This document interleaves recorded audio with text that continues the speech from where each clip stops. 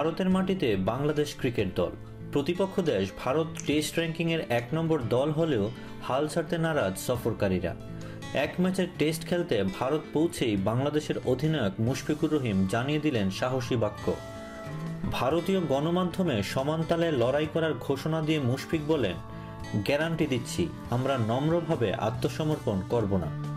আগামী ৯ ফেব্রুয়ারি হায়দ্রাবাদের রাজীব গান্ধী স্টেডিয়ামে শুরু হবে দুদলের মধ্যকার ঐতিহাসিক এই টেস্ট ম্যাচ। ভারতের বিপক্ষে ৮টি টেস্ট খেলে এর আগে ৬টিতে হেরেছে বাংলাদেশ, ড্র করেছে ২টিতে, আর এই সবগুলি অনুষ্ঠিত হয় বাংলাদেশের মাটিতে। ২০১০ সালের নভেম্বরে অভিষেক টেস্টেও বাংলাদেশের প্রতিপক্ষ ছিল ভারত। তারপরও এবারই প্রথমবারের মতো ভারতের মাটিতে টেস্ট খেলার সুযোগ পাচ্ছে বাংলাদেশ। সেদিক থেকে ঘটনাটা ঐতিহাসিক। টেস্ট ম্যাচটিকে সামনে রেখে মুশফিক বলেন, প্রথমবারের মতো আমরা ভারতের মাটিতে টেস্ট খেলতে যাচ্ছি। বড় ফরম্যাটে যে আমরা ভালো দল হয়ে উঠেছি সেটাই এখানে আমাদের প্রমাণ করতে হবে।